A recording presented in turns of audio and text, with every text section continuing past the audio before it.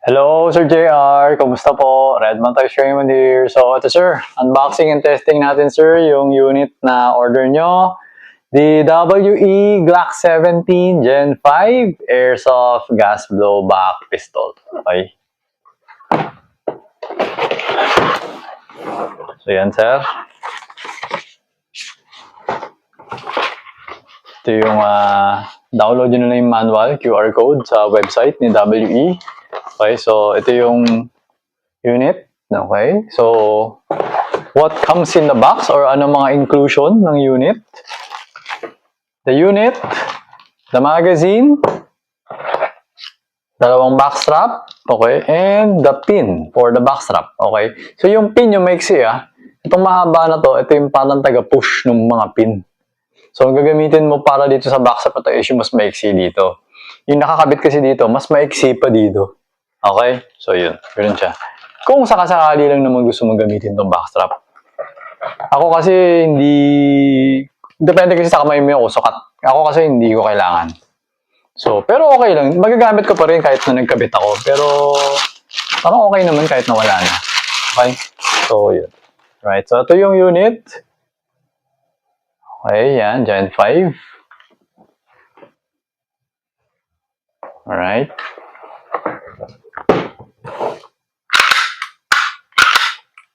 Always remember to keep your trigger finger out until the time na kakalabitin mo yung trigger. Saka mo siya papasok, no? Always make sure that the muzzle is always pointed at a safe direction. Yun siya, para safe. Okay? So, ito yung magazine. Alright, so medyo check ko lang kung mahigpit.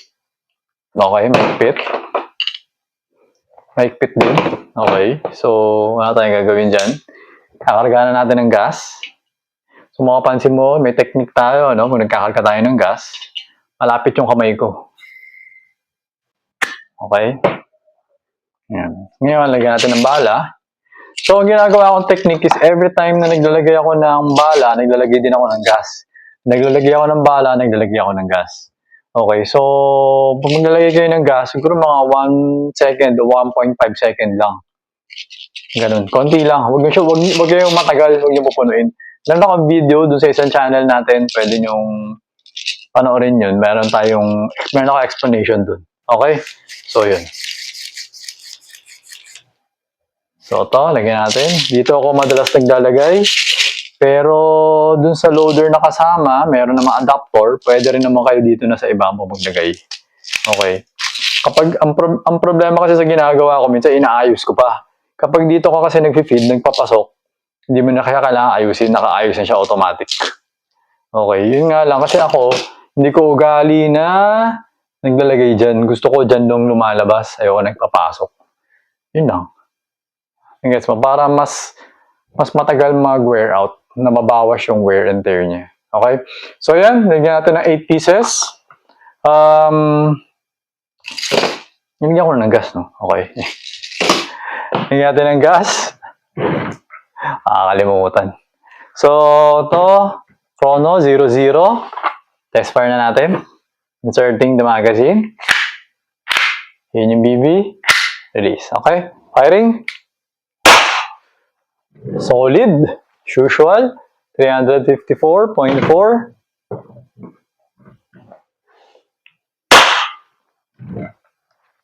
352.7.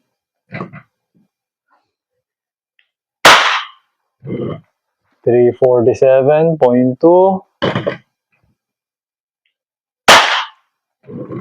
Lakas. 338.4. Okay? So, ngayon naman, accuracy test naman tayo. So, yung test box natin, yung target box natin is 2.3 meters away. And the target size, yung mga bilog-bilog natin is, dati 2 inches yung diameter. Ngayon, 4 centimeter na lang. Mas maliit na siya in diameter. Okay. So, ang gagamitin natin na bilog for this unit of yours is the second from the bottom. Tapos, the third one from the left. Okay? Second from the bottom. Third one from the left. Okay? So, pipicturean ko siya. Then, nalagyan ko ng bilog din sa send ko sa inyo. Okay? Bibilugan natin para at least hindi nyo nahanapin. Okay, so to, firing.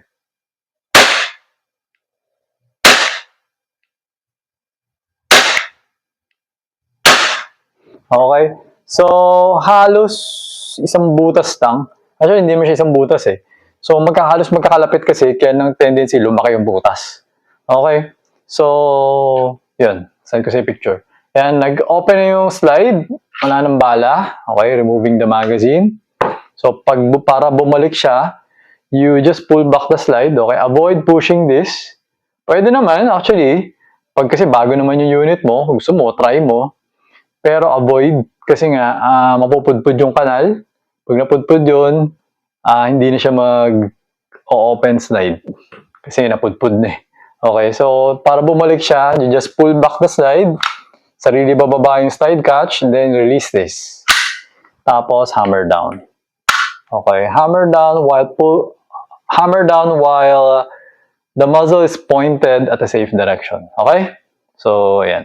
So, ayan, Sir JR, okay na tong unit mo. So, pwede ko na siya i-pack para madala ko na siya sa courier. Okay? Para ma-deliver niyo sa inyo. Okay? So, ayun, sir. Thank you for your order. Until next transaction po, always remember to stay safe, stay great, be good, and be thankful always. God bless po, sir. Bye-bye.